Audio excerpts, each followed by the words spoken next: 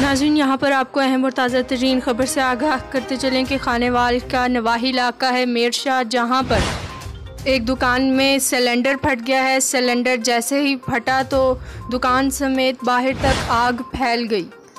ये अहम और बड़ी अफसोसनाक ख़बर आपको खानेवाल के नवाही इलाका मेरशाह से दे रहे हैं, जहां पर दुकान के अंदर गैस सिलेंडर फटने की वजह से हर तरफ आग फैल चुकी है। रेस्क्यू 1112 के अहलकार वहां पर मौका पर मौजूद हैं और आग बुझाने में मसरूफ़ अमल दिखाई दे रहे हैं।